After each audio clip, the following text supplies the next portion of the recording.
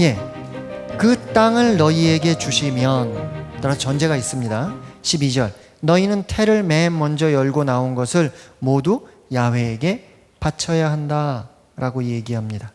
그렇죠? 따라서 여기서 그 모세는 백성에게 야훼가 그에게 명령한 그 명령을 전합니다. 단지 조금 그 뭐라 그럴까요? 딴지를 걸자면, 그렇죠? 본래 모세는 야훼가 그에게 명령한 명령을 그대로 전해야 됩니다. 그게 올바른 예언자의 태도입니다. 그런데 그대로 전하지를 않습니다. 그거는 조금 왜 그랬을까라고 딴지를 전해야 되는 그와 같은 대목입니다. 아무튼 여기서 그리고 중요한 것은 야훼께 바쳐야 한다라는, 바치다라는 동사가 쓰여 있는 겁니다. 그렇죠? 이 동사는 아바르라는 동사인데, 아바르라는 동사가 본래 갖고 있는 의미는 지나간다는 뜻입니다. 그래서 여러분들 이 정도 히브리 말을 알아들으실 수도 있고 못 알아들으실 수도 있는데, 우리도 한 번쯤 들어본, 우리말로도 한 번쯤 들어본 내용이실 겁니다. 감, 세, 야아보르. 감 그러면 또한, 세 이도, 이것도, 야아보르 아시죠? 지나가리라.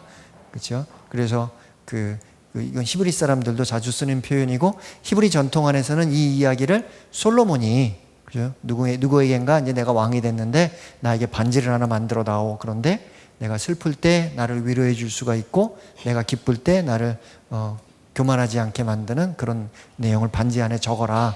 그래서 갖고 와라 그랬더니 누군가가 이렇게 갖고 왔다.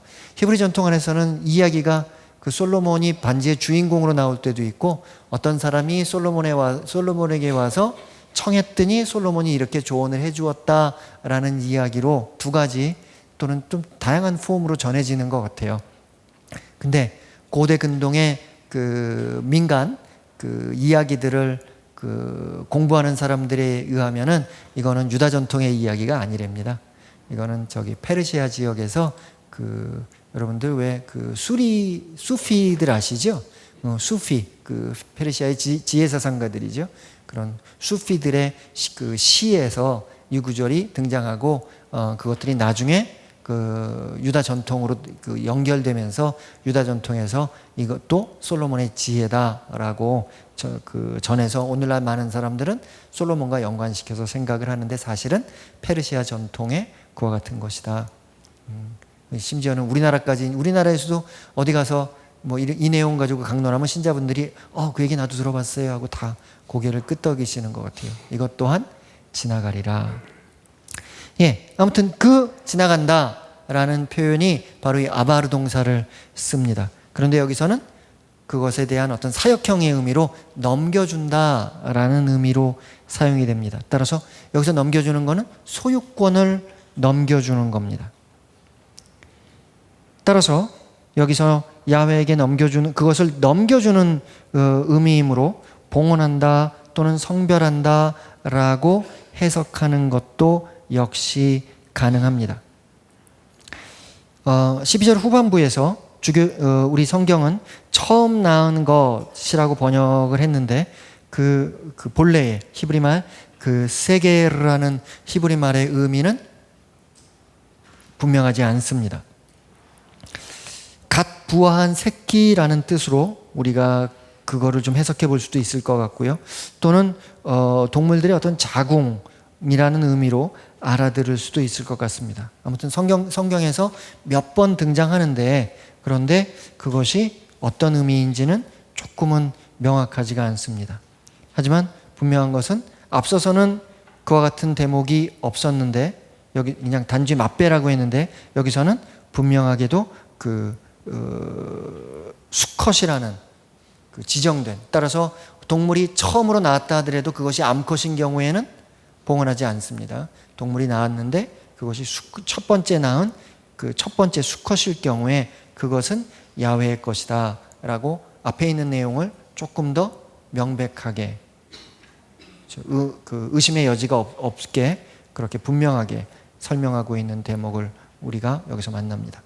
13절, 그러나 나귀의 첫 새끼는 양으로 대속해야 한다. 참 이상하죠. 하고 많은 동물 중에서 왜 나귀일까? 그죠? 강아지나 고양이나 뭐 이런 이야기가 안 나오고 왜 나귀일까? 그죠? 여러분들 지금 우리가 아직 읽지 않았었는데요. 이건 나중에 있는 것들을 보면 역으로 좀 설명이 됩니다. 나중에 레위기 쪽에 가면은 정결한 짐승과 부정한 짐승을 구분을 하는데, 정결한 짐승은 첫째, 되새김질을 해야 돼요. 인간은 왜 되새김질을 안 하는데 어떻게 된 건지 모르겠는데, 정결한 짐승은 되새김질을 해야 되고, 정결한 짐승은 발굽이 갈라져 있어야 됩니다. 근데 나귀는 되새김질도 안 하고 발굽도 안 갈라져 있어요. 그게 좀 문제가 된 것 같아요. 반면에 나귀는 인간에게 의해서 길들여집니까? 아니면 길들여지지 않습니까? 길들여집니다. 유용합니까? 유용하지 않습니까? 유용합니다. 따라서 부정한 짐승인데 길들여진단 말이죠. 이게 문제가 되는 겁니다. 그렇죠? 그래서 나귀의 경우에는 조금 애매해지는 그와 같은 상황인 것 같아요. 따라서 나귀가 태어났을 때는 나귀는 죽이지 마라. 살려둬라. 그 대신에 대속해라. 대속한다는 건 뭡니까? 대신 갚아주는 겁니다. 예. 나귀의 경우에는 이게 여기만 나오는 게 아니라 구약 성경에서 아주 지대한 관심을 갖고 있는 동물이에요. 민수기 18장에서도 보면 사람이나 짐승이나 육체를 지닌 온갖 것들 가운데에서 모태를 처음으로 열고 나와 주님께 바쳐지는 것도, 여기도 이상해요. 모태를 처음으로 열고 나와 주님께 바쳐지는 뭐 수컷 이런 얘기가 없이 그냥 모태를 열고 나오면은 바쳐지는 겁니다. 모두 너의 것이 된다. 그러나 사람의 맏아들은 대속해야 한다. 부정한 짐승의 맏배도 대속해야 한다. 라는 겁니다. 레위기 27장. 그러나 부정한 짐승이면 그 값에 5분의 1을 더 보태어 그것을 대속할 수 있다. 어떤 뜻이냐면, 예를 들어 부정한 짐승의 새끼가 태어났는데 그 5,000원이에요. 시장 가격이. 그럼 대속할 때는 얼마로 대속하라는 거죠? 6,000원. 5분의 1을 더 붙여서. 그렇죠? 하느님께 드리는 거기 때문에 깎으면 안 된다. 더 해서 이렇게 해야 된다. 그렇죠? 라는 겁니다. 그것을 되사지 않으면 그 값으로 다른 이에게 팔려나간다. 그렇죠? 그걸 일단은 사제에게 갖고 와서 하느님의 성전에 봉헌하든지 아니면은 대속해야 되는데, 대속할 수 없으면 그거를 성전에 갖고 오면 성전에서는 부정한 동물이니까 그걸 갖고 있을 수가 없어요. 그러니까 그걸 어떻게 해야 됩니까? 팔아야 됩니다. 그럼 그걸 사는 사람은 얼마 주고 사야 됩니까? 5,000원 주고 사면 안 돼요. 6,000원 주고 사야 됩니다. 그죠? 그 값에 팔게 됩니다. 탈출기 34장 20절. 그러나 나귀의 첫 새끼는 양으로 대속해야 한다. 그죠? 대속하지 않으려면 그 목을 꺾어야 한다. 그 목을 꺾는다는 건 어떤 뜻이냐면, 그게 부정한 짐승이기 때문에 죽일 때 피를 흘려서 죽이면 안 된다는 뜻입니다. 그렇죠? 목을 꺾어서 죽여야 한다는 뜻입니다. 너희 자식들 가운데에서 맏아들은 모두 대속해야 한다. 아무도 빈손으로 내 앞에 나와서는 안 된다. 라고 얘기하는 그와 같은 대목입니다. 예, 사람에 관해서도 좀 얘기를 해야겠죠. 레위기 12장에 보면 산모의 정결례에 관한 내용이 나옵니다. 여자가 그 아이를 낳으면서 피를 흘리지 않아요. 그렇죠? 그거를 그 이스라엘에서는 부정한 상태라고 보았습니다. 하여튼 몸에서 피가 나오는 것을 부정한 것으로 보았어요. 따라서 좀 어떻게 보면은 구약 성경 이렇게 읽다 보면은 좀 반여성적이다라고 생각할 수 있는, 하지만 여기서 중요한 거는 그 여성 인권에 대한 문제가 아니라 피에 대해서, 피를 굉장히 그건 하느님께 속한 것이다 라는 것으로 보는, 따라서 그 출산을 하면서 피를 흘리게 되니까 그거 자식 정결한 상태로 여인이 그것을 회복하기 위해서 어떻게 해야 되느냐, 그러기 위해서 우선 양 한 마리를 바쳐야 하는데, 그 양 한 마리를 바칠 힘이 없으면 산비둘기 2마리나 집비둘기 2마리를 가져다가 한 마리는 번제물로 한 마리는 속죄제물로 올려야 한다라고 얘기합니다. 따라서 제가 지금까지 보여드리는 걸 통해서 제가 의도하고 있는 것은 뭐냐면, 이런 규정들이 여기서만 발견되는 것이 아니라 앞으로 모세오경의 여러 법 규정 안에서 발견이 되는데, 항상 일정하냐? 아니라는 겁니다. 일정하지 않다는 겁니다. 그 법 규정이 쓰여진 장소와 시대에 따라서, 그죠? 법과 법에 대한 해석이 조금씩 다르게 일어났었다. 그리고 구약 성경은 그런 다양한 폼을 우리에게 전하고 있다라는 것을 우리들이 알고 있어야 합니다. 그 대속갑에 대해서도 그렇죠? 민수기 3장 45절부터 48절 이 구절을 보면은 조금 다른 이야기가 나옵니다. 이스라엘 자손들의 모든 맏아들 대신에 레위인들을, 그리고 이스라엘 자손들의 가축 대신에 레위인들의 가축을 골라내어라 라고 얘기합니다. 따라서 이걸 보면 이제부터는 맏아들이나 맏배의 대속을 굳이 할 필요가 있습니까? 이거 보면 없습니다. 왜? 이제부터는 레위인들이 야훼의 것이고 레위인들의 가축이 야훼의 것이니까 다른 것들은 대속할 필요가 없는 것처럼, 그렇죠? 이런 맏아들과 맏배를 바치는 이런 규칙에 대한, 규정에 대한 새로운 해석이 또 민수기 3장에는 등장하는 겁니다. 그렇죠? 나는 주님이다. 이스라엘 자손들의 맏아들 가운데에서 레위인들의 수를 넘는 273명의 대속값으로는 한 사람의 5셰켈씩 받아라. 20게라가 한 셰켈이 되는 성소 셰켈로 받아라. 이렇게 수를 넘는 이들을 위한 대속값으로 아론과 그의 아들들에게 이 돈을 주어라. 그렇죠? 예. 레위인들의 숫자가 이스라엘 사람들의 숫자의 일정한 숫자를 넘어가기 때문에 나머지는 돈으로 받아라 라는 굉장히 어떻게 보면은 그 구체적인 그 지시사항을 우리가 여기서 만날 수 있습니다. 따라서 이런 대속에 관해서는 그런 지역과 시대에 따라서 단일하지 않은 그와 같은 규정과 해석들이 있었다라는 것을 우리들이 알게 됩니다. 예. 이런 축제와 그 제사에 대한 규정들의 목적은 야훼의 역사를 기억하고 현재화하는 일입니다. 같은 말씀을 제가 여러 번 반복드린 것으로 기억합니다. 14절 뒷날 너희 아들이 왜 그렇게 하십니까? 하고 물으면 이렇게 대답하여라. 주님께서 강한 손으로 이집트에서 곧 종살이하던 집에서 우리를 이끌어내셨다. 지금 뭐가 계속 반복되고 있죠? 바로 이 문장입니다. 야훼가 자신의 강한 손으로 우리를 이집트로부터 나가게 하셨다. 그 다음이 재밌습니다. 그때 파라오가 우리를 내보내지 않으려고 고집을 부렸으므로 주님께서 사람의 맏아들부터 짐승의 맏배까지 이집트 땅에서 처음 난 것을 모조리 죽이셨다. 파라오가 고집을 부렸으므로 까샤라는 동사가 사용이 됩니다. 그죠? 여기서 무겁게 또는 단단하게 했다라는 건데, 우리가 알고 있는 재앙의 이야기에서는 후반부로 갈수록 계속해서 어떤 표현이 있었습니까? 야훼가 파라오의 심장을 무겁게 하였다, 단단하게 하였다라는 표현이 쓰였지요. 근데 여기서는 그렇게 야훼가 단단하게 한 걸로 봅니까? 아니면 파라오가 고집을 부린 걸로 나옵니까? 파라오가. 따라서 책임은 야훼에게 있습니까? 아니면 파라오에게 있습니까? 파라오에게 있습니다. 그러면 앞선 이야기에서 그죠? 야훼가 파라오의 심장을 단단하게 하여서 재앙에도 불구하고 파라오가 자신의 고집을 꺾지 않았다라는 것은 그럼 어떻게 생각해야 될까요? 이게 문제입니다. 그죠? 그래서 앞서서 제가 그런 신정론 내관에서 말씀을 드렸습니다만, 하지만 그와 같은 표현은 결국 역사의 주인으로서 야훼를 얘기하고, 그죠? 그 모든 것에 권능을 갖고 있고 가장 하나님의 영광을 드러내는 표현으로서, 하나의 고백적인 표현으로서 그것을 생각을 해야지, 반대로 그러니까 모든 게 하느님 체험이다, 하느님 책임이다 라고 얘기하려는 신학적인 그런 방향은 이런 텍스트를 잘못 읽는 태도입니다. 그렇죠? 예를 들어 이런 식으로 누군가가 신학적으로 해석을 한다면, 일제의 식민지 치하 안에서 우리가 당했던 그와 같은 일은 하느님의 뜻이었다. 아닙니다. 그건 인간의 죄입니다. 그렇죠? 식민주의가 하느님의 뜻입니까? 아니면 인간의 죄입니까? 인간의 탐욕입니까? 인간의 탐욕입니다.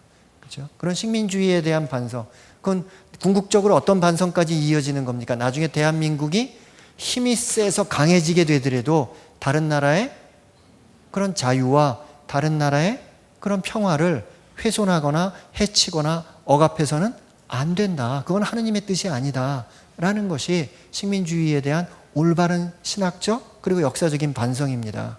그렇죠? 6.25 전쟁이 하느님의 뜻입니까? 아닙니다. 세상에 어떤 전쟁이 하느님의 뜻입니까? 그렇죠? 그와 같은 것들은 인간의 죄입니다. 인간의 죄와 그것을 인간의 죄에도 불구하고 그것을 넘어서는 하느님의 은총에 관해서 우리가 얘기할 수 있고 하느님의 권능에 관해서 얘기할 수 있는 것입니다. 그렇죠? 무엇이 인간의 죄 때문에 일어나는 일이고 무엇이 그럼에도 불구하고 하느님의 권능 안에서 세상 안에서 이 사람들이 올바른 그런 역사의 길을 되찾아가는지에 관해서 우리들이 분명하게 알아듣는 것, 그건 굉장히 중요한 일입니다. 예, 주님께서 사람의 마디들부터 짐승의 맛배까지 이집트 땅에서 처음 태어난 것을 모조리 죽이셨다. 이거는 요한에는 신학적인 변호가 들어 있습니다. 그렇죠? 마다들을 죽이고 맛배를 죽인 거, 이거 보면은 굉장히 잔인한 짓인 것 같은데, 그런데 결국은 누구 때문에 그렇게 된 거다? 파라오의 탐욕 때문에. 파라오가 그냥 고집을 부리고 파라오가 그렇게 자신의 심장을 단단하게 한 그것이 문제였다. 그렇죠? 파라오가 일찍 하느님의 뜻을, 야훼를 알았더라면, 그렇죠? 이런 일이 벌어지지 않았을 텐데 라는 그런 어떤 그 신학적인 인과관계를 우리가 이 대목에서 알아듣습니다. 그래서 나는 태를 맨 먼저 열고 나온 태를 맨 먼저 나온 수컷을 모두 주님께 바친다. 하느님께서 그렇게 맛배를 죽이셨다는 그와 같은 역사적 사건, 파스카 사건을 우리가 기억하기 위해서이다. 그러나 아들들 가운데에서 맏아들은 모두 대속하는 것이다. 그렇죠? 대속하지 않으면 방법은 뭡니까? 아들이 태어났는데 첫 아들은 제물로 바쳐야 돼요. 인간을 제물로 바쳐야 돼요. 그렇죠? 저 전에 이제 그런 말씀드렸죠. 창세기 할 때 그 아브라함이 이삭을 바치는 야훼 이르의 대목에 관해서 말씀을 드렸죠. 그랬을 때 그 야훼 이르의 사건의 중요한 신학적인 고백은 뭐라고 말씀드렸습니까? 우리가 믿는 우리의 하느님 야훼는 인간을 제물로 원치 않으시는 분이다. 그렇죠? 그거는 어떤 전제 위에서 있는 겁니까? 주위에 있는 고대 근동의 다른 민족들은 인간을 제물로 바쳤던 것 같다. 그렇죠? 따라서 우리 하느님은 그런 신들과는 다르다라는 대목이고, 여기서는 맏아들을 바치는 그와 같은 전체적인 전통 가운데에서, 이거는 단지 히브리 전통이 아니라 고대 근동 전체의 전통이었을 겁니다. 하지만 우리 하느님 야훼는 그 맏아들의 경우에는 어떻게 한다? 대속한다. 그렇죠? 대개 순양이나 순념소로 바치게 되는데 어느 누군가가 너무 가난하면 어떻게 바친다? 집비둘기 2마리나 산비둘기 2마리를 바치면 된다. 그 의미는 뭐다? 하나는 속죄제물로, 하나는 번제물로 바치는 것이다. 그리고 16절 우리가 아는 구절이 나옵니다. 이것을 내 손에 감은 표징과 내 이마에 붙인 표지로 여겨라. 주님께서 강한 손으로 우리를 이집트에서 이끌어내셨기 때문이다. 그렇죠? 타필린에 관한 이야기가 나오고, 그리고 그 마무리에서 다시 한번 반복됩니다. 이게 무려 요 짧은 그 파라그라프를 통해서 4번이나 반복됩니다. 야훼가 강한 손으로 우리를, 또는 너희를, 그렇죠? 이집트로부터 나오게 하셨다. 그걸 잊지 말아야 한다라는 그와 같은 대목입니다. 탈출기 22장 29절을 보면 동물의 맛배를 바치는 경우에 대해 좀 더 자세히 규정합니다. 이에 따르면 맛배를 바치는 것을 미루어서는 안 되고, 이레 동안 어미와 함께 두었다가 여드렛 날에는 야훼에게 바쳐야 합니다. 적어도 이레 동안은 엄마와 좀 함께 있게 하여라. 여기서 규정에서는 그런 규정이 없다가 나중에는 약간 더 그 규정이 조금은 완화되는 그와 같은 대목이라고 볼 수가 있습니다. 여기서 말하는 여드렛 날이라고 하는 것은 우리식으로 얘기하면 시간적으로 일주일은 있다가 이와 같은 거겠죠. 적어도 그 엄마에게 자기 새끼와 좀 잠시 있을 시간은 주어야 한다라는 그런 어떤 그 생태학적인 해석도 가능할 것 같습니다. 그렇죠? 요즘에도 그 동물 보호 쪽에 내지는 생태 보호를 하는 사람들이 가장 관심을 갖는 분야가 뭐냐 하면은 우리가 동물을 얻기 위해서, 고기를 얻기 위해서 뭔가를 죽이지 않아요. 소나 돼지나 뭐 이런 것들 죽이잖아요. 그랬을 때 잔인하게 죽이지 말고 되도록이면 고통 없게 죽이는 게 어떠냐. 그죠? 그래서 제가 그 독일에서 그 신학생 때 공부할 때니까 지금부터 30년이 가까운 시절 전인데도 그때 이미 독일에서 어떤 토론이 있었냐면 새우를 죽일 때, 그렇죠? 새우를 그때까지는 뜨거운 물에 익혀서 죽였어요. 근데 그게 새우한테 너무 고통스러우니까 전기 충격으로 드리는 것을 입법화하자, 뭐 그런 운동들이 그때 있었어요. 아니, 여러분들은 웃으시지만 새우 입장에서 생각해 보세요. 저 지금 진지합니다, 저. 새우 입장에서 생각해 보세요. 그죠? 그럼 고통 없이, 그죠? 그렇게, 죽게 하는 것, 그것이 더, 좋은 일이 아니냐라는 그와 같은 토론들이 이미 30년 전에, 있었던 것, 뭐 이렇게 생각해 볼 수가 있을 것 같아요. 그래서 여기서도 그 새끼가 태어나면 적어도 8일 동안은 있어야 되지 않겠느냐. 이게 나중에 이 8일의 규정이 나중에 유대 문학 안으로도 유대 전통 안에서 인간의 전통 안에도 들어옵니다. 따라서 어떻게 결합이 되냐 하면 엄마가 아기를 낳으면은 8일 동안은 아기를 보호하다가 8일째는 그 시나고가나 아니면 성전에 데려가서 그곳에서 할례를 받는 그와 같은 전통으로 변화가 됩니다. 나중에 이제 그 신약의 전통까지도 그렇게 넘어오죠. 그리고 나중에 교회의 전통 안에서는 어떻게 자리 잡습니까? 엄마가 아기를 낳으면 요즘에는 그렇게 그런 규정이 없습니다만은 그리스도교의 유럽 전통은 뭐냐 하면 8일째 성당에 데리고 와서 세례를 받는 것이 일반적인 세례의 시간이었습니다. 요즘은 그렇게까지 그 며칠 이런 것까지 엄격하게 이야기하지 않습니다. 왜냐하면 어떤 아이의 경우에는 밖에 나올 때까지 좀 많은 시간을 필요로 하는 경우도 있기 때문에. 레위기 11장, 신명기 14장은 정결한 짐승과 부정한 짐승을 구분하고 있습니다. 한번 시간이 있을 때 읽어보시면 좋겠습니다. 소, 양, 염소들은 명시적으로 정결한 짐승으로, 낙타, 토끼, 오소리, 돼지는 부정한 짐승으로 언급되는 반면 거기에서도 이상하게도 나귀는 언급되지 않아요. 아마 거기 율법 규정서에 나귀가 언급되지 않으니까 이런 곳에서 나귀에 대한 언급이 더 특별하게 나오는 것 같아요. 그런데 재미있는 것은 열왕기후서 6장 25절을 보면 극단적인 상황에서 나귀와 비둘기 똥까지 먹는 경우를 정합니다. 따라서 극단적인 상황에서 나귀를 먹으니까 평범한 상황에서는 나귀를 먹지 않았던 겁니다. 그렇죠? 이걸 어떻게 해석해 볼 수 있냐 하면, 그렇죠? 부정한 짐승들은 하느님께 제물로 바칠 수가 없습니다. 하느님께 제물로 바칠 수 있는 것은 적어도 어떤 거냐면 인간이 먹는 것들입니다. 인간이 먹는 것들 중에서 가장 좋은 것을 하느님께 바친다. 그래서 부정하기 때문에 인간도 안 먹는 것을 어떻게 하느님께 바쳐야 하느냐. 하지만 맞배가 태어나면 그때는 제물을 바쳐야 되니까 어떻게 바치느냐. 맞배가 태어나면 그렇게 제물로서 바치지는 못하고 목을 꺾어서 죽여버리거나 하느님께 바친다는 의미로, 제물로서 바친다는 건 불에 태우는 거거든요.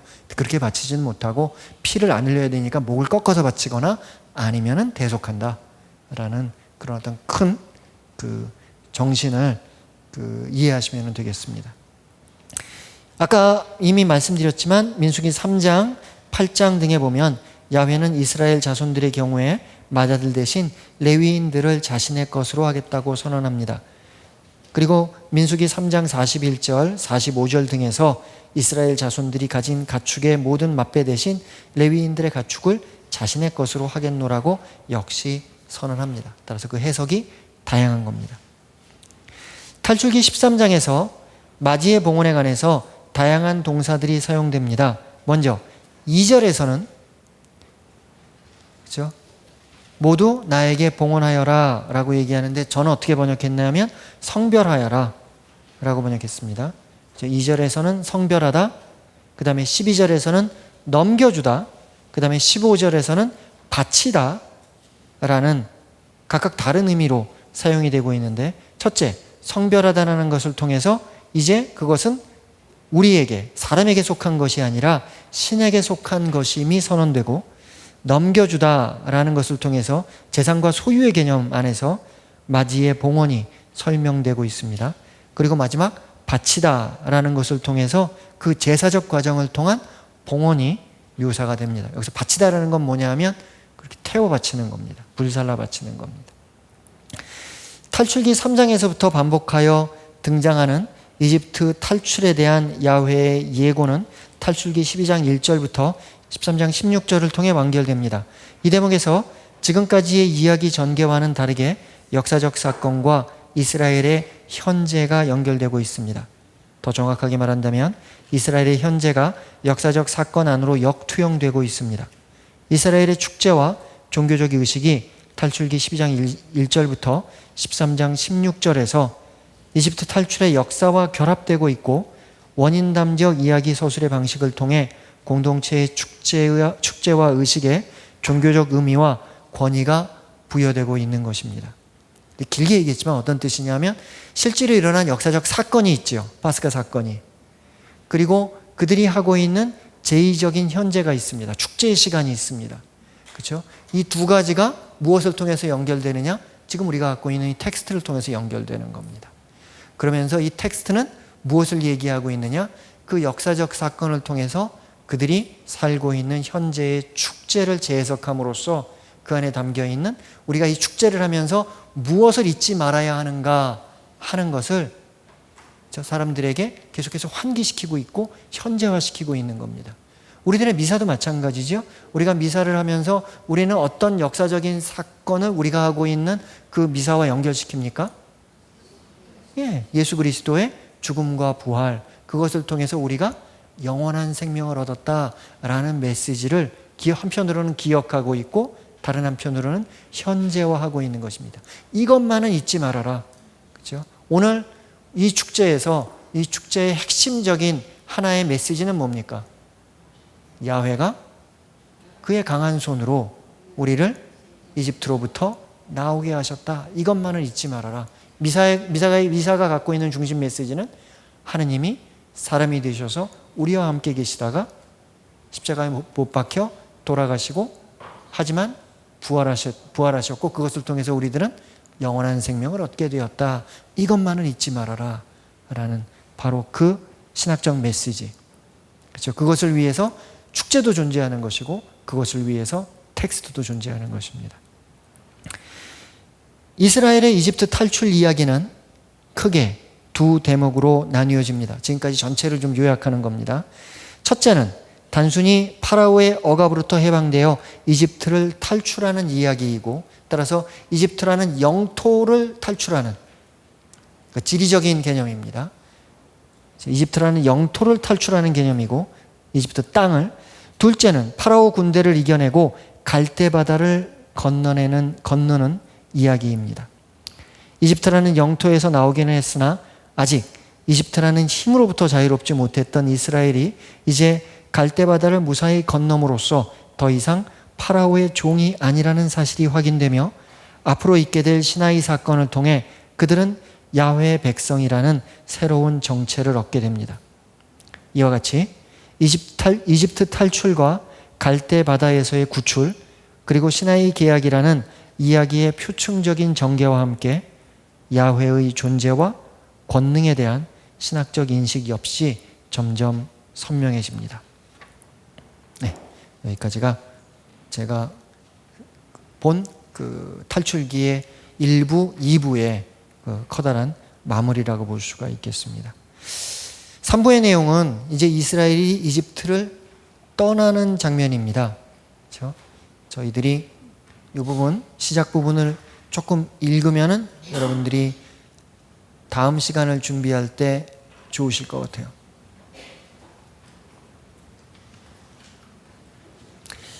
이제부터는 조금은 그 지리적인 내용들이 등장합니다. 이 정도 지명을 여러분들이 좀 머릿속에 넣으시면 좋을 것 같아요. 이집트, 수콧, 에탐. 이 정도의 지명을 여러분들이 머릿속에 넣으시면 좋을 것 같습니다. 지도인데요. 여기가 이집트죠? 그 다음에 여기가 시나이 반도입니다. 그리고 여기가 이스라엘입니다. 일로 가면은 시리아가 있고 이쪽으로 가면은 메소포타미아 지역입니다. 그렇죠? 여기 아라비아가 있고 여기서 더 동쪽으로 가면 이쪽은 페르시아가 있고 이쪽은 소아시아. 그렇죠? 우리가 흔히 바오로 서간에서 만나는 뭐 테살로니카라든지 코린토라든지 뭐 이런 이와 같은 바오로 서간의 도시들은 여기에 다 있고 묵시록에서 만나는 7 도시들도 여기에 다 있는 것. 따라서 지형 이런 전체적인 지형에 대한 개념을 갖고 계시면 되겠습니다. 여기 나온 빨간 선들은 고대 시대에 그들이 주로 사용했던 이동의 경로입니다. 그렇죠? 바다로 이렇게 가기도 하고, 그렇죠? 이스라엘에서 이집트로 갈 때는 이런 식으로 가기도 하고, 또는 이런 식의 어떤 경로도 있었습니다. 그렇죠? 이동의 도로. 특히 우리가 기억해야 될 도로는 요 도로인데, 요 도로는 비아 마리스라고 해서 그 바닷길이라는 고정된 이름으로 불렸고, 이집트에서는 비아 마리스, 바다의 길이라고 부르지 않고 자신의 신의 이름을 사용해서 호루스의 길이라고 이렇게 요 길을 불렀습니다.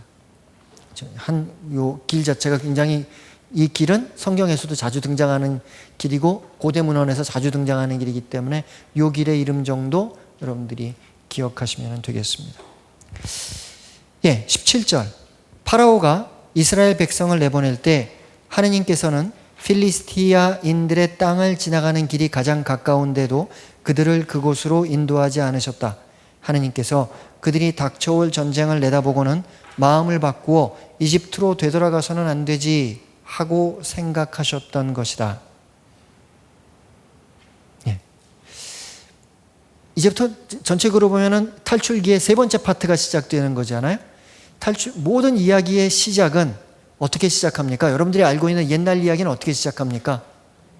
옛날 한 옛날에 어떤 왕국에서, 따라서 어떤 2가지 정보를 거기서 대충이라도 주는 거죠. 뭡니까? 옛날 한 옛날에 시간적 정보입니다. 어떤 왕국에서 어딘지 모르겠다는 얘기지만 하여튼 그것도 공간적인 정보입니다. 그렇죠? 여기서는 파라오가 이스라엘 백성을 내보낼 때 이 말 안에는 시간적 정보와 공간적 정보가 다 들어가 있습니다. 이집트라는 말은 등장하지 않지만, 따라서 새로운 어떤 이야기인가가 시작되는 겁니다. 이렇게 시간적 정보 또는 공간적 정보가 주어진다면. 근데 조금은 우리의 고개를 갸우뚱하게 하는 것은, 이게 정말 신학적인 문헌이라면 저 같으면 이렇게 썼을 것 같아요. 야훼가 이스라엘 백성을 이집트로부터 내보내셨을 때에 이렇게 썼을 것 같은데, 그렇죠? 그런데 앞에서 그게 제일 중요한 메시지라고 그랬잖아요. 야훼께서 강한 손으로 우리를 이집트로부터 내보내셨다. 따라서 여기서도 야훼가 강한 손으로 우리를 이집트로부터 내보냈을 때 이렇게 썼어야 됐을 것 같은데, 내보내는 주체가 누굽니까? 파라오입니다. 그렇죠? 따라서 이거는 굉장히 신학적인 방식이 아니라 역사적인 방식으로, 역사 서술의 방식으로 시작하고 있다는 겁니다. 하느님께서는 필리스티아인들의 땅을 지나는 길이 가장 가까운데도, 저는 이 히브리 말을 조금 다르게 번역합니다. 하느님께서는, 그러니까 엘로힘은 필리스티아인들의 땅을 통하는 것이, 거기에 어떤 길이 있는 게 아니라, 그죠? 그 필리스티아인들의 땅을 통해서 가는 것이 가장 가까운데도 그들을 그곳으로 인도하지 않으셨다. 그죠? 여기서 인도한다는 그와 같은 동사는 오경 전체를 통해서 자주 사용되지 않습니다. 그죠?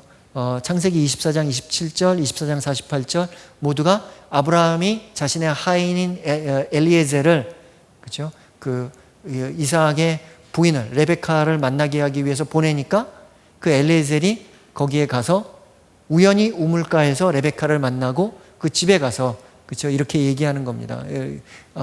내 주인의 아우의 집으로 이르는 길을 이끌어 주셨구나. 그분은 저를 이렇게 바로 인도해 주시어. 이런 경우가 아니면 잘 쓰이지 않는다는 겁니다. 하지만 제가 보여드릴 수는 없지만은 여기 그 민수기 23장 7절을 보면 거기에서도 같은 동사가 쓰이는데, 그때는 발라함과 발락의 이야기입니다. 따라서 언제든지 신이 인간을 인도할 때만 이 인도한다는 이야기가 쓰이는 것이 아니라 인간이 인간을 인도할 때에도 인도한다는 이 표현이 쓰인다 정도로, 따라서 하느님께만 쓰이는 특별한 표현은 아니다라는 것을 여러분들이 알고 계시면 됩니다. 자, 그런데 왜 여기서 이야기하는 것은 이 길입니다. 그렇죠? 이집트에 나와서 약속의 땅으로 가려면 제일 빠른 길은 요 길일 거 아니에요. 그죠? 근데 이 길로 안 갔다는 겁니다. 이게 아마 밑에 쪽으로 어떻게 간 것 같아요. 그죠? 그러니까 이 길이 아니라 이 길로 간 것 같은데 왜 이렇게 먼 길로 돌아갔겠느냐라는 이유를 다음과 같이 되는 겁니다.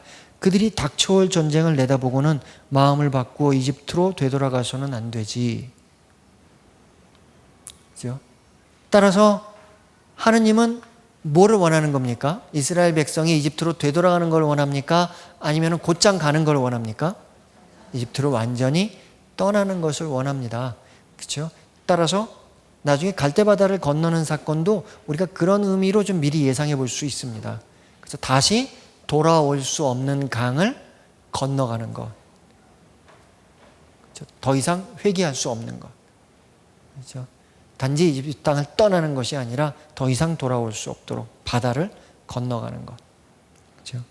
그런 의미로도 우리가 갈대바다 사건을 얘기할 수 있습니다. 아무튼 하느님께서는 그들이 닥쳐올 전쟁을 내다보고는 마음을 바꾸어 이집트로 되돌아오서는 안 되지. 실제로 근데 그런 일들이 있었습니까? 그런 일들이 생깁니다. 여러분들 나중에 민수기를 보면 민수기 14장에서 약속의 땅을 미리 정찰을 합니다. 정찰하고 온 사람들이 좋은 소식을 전합니까? 아니면 나쁜 소식을 전합니까? 나쁜 소식을 전합니다. 그렇죠? 거기 가보니까 거기는 체격이 큰 사람들이 살고 있고 우리를 보면 메뚜기 같다고 그럴 겁니다. 걔네들이랑 싸워서 우리가 승산이 없습니다. 그렇죠? 그런데 여호수아와 그렇죠? 다른 한 사람만이 그렇죠? 그렇지 않다. 우리가 거기 가도 우리는 그 땅을 정복할 수 있을 것이다 라고 얘기를 하는 그 대목입니다. 거기 정찰 때는 다음과 같은 얘기를 하는 겁니다. 여호수아가 이제 여기엔 반대하지만 주님께서는 어쩌자고 우리를 이 땅으로 데려오셔서 우리는 칼에 맞아 쓰러지고 우리 아내와 어린 것들은 노획물이 되게 하시는가? 차라리 이집트로 돌아가는 것이 더 낫지 않겠나? 그렇죠?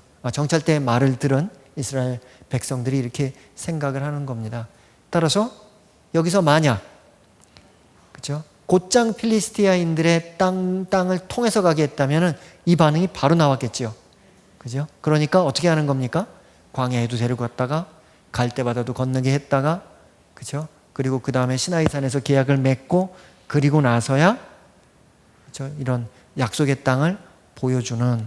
하지만 여기서 이런 식의 반응 때문에 그죠? 그들은 결국 벌을 받아서 이 정찰한 기간이 모두 40일이거든요.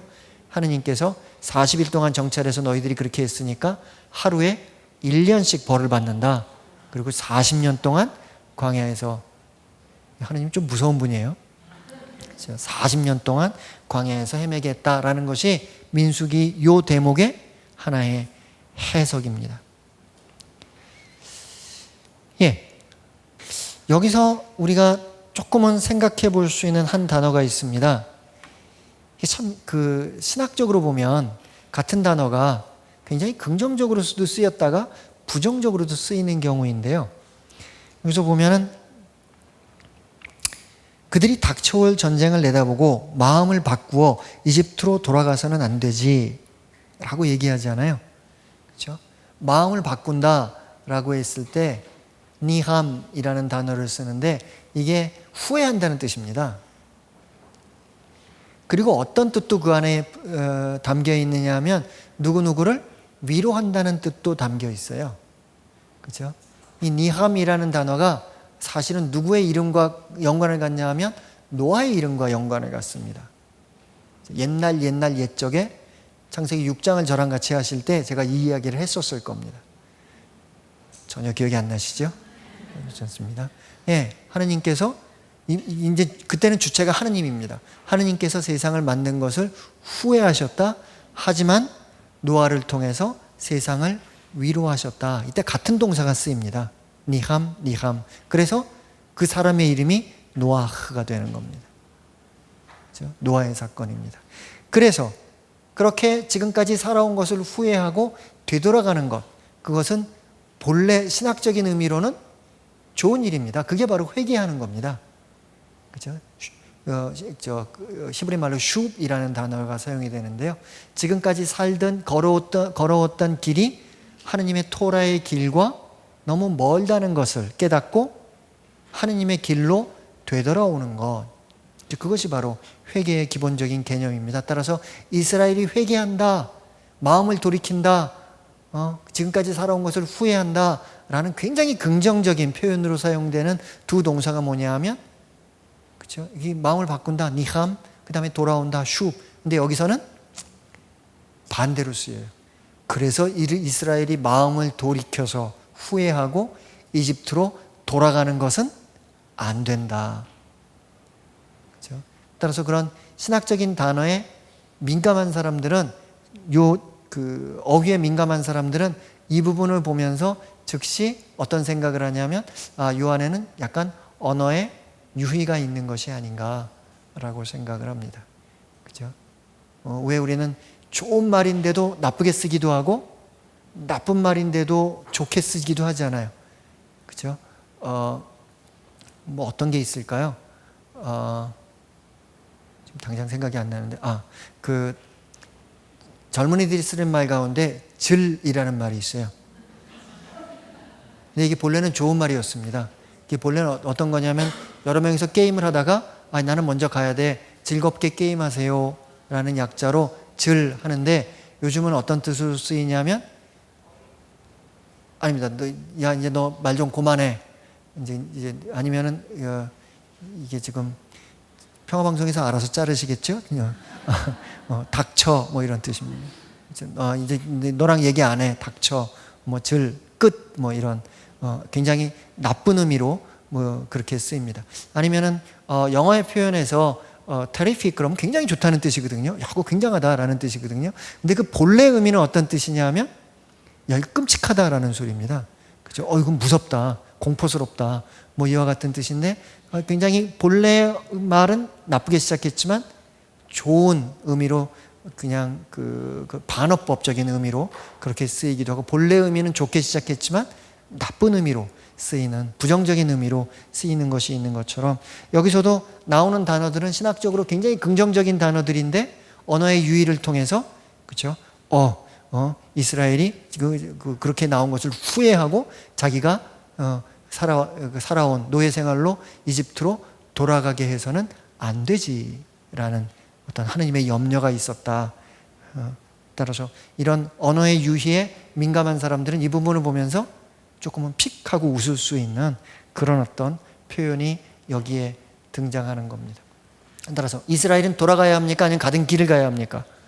자신의 가던 길을 하느님께 신뢰하는 마음과 함께 가야 되는데, 그들이 그 여정을 과연 잘 갈 수 있을까라는 그 질문과 함께 저희들은 이제 탈출기 13장 17절부터 탈출기의 세 번째 파트를 읽어가게 됩니다. 앞으로 제가 17절 한 절 이제 읽어드렸는데, 앞으로 이 이야기는 더 재밌겠죠? 갈대바다를 건널 때까지는 재밌습니다. 이제 그 다음이 좀 문제가 생깁니다만, 그래요. 다음 17절 이하의 텍스트 한번 읽어오시면은 다음 강의 조금 더 쉽게 이해하실 수 있을 것이라 생각합니다. 수고하셨습니다.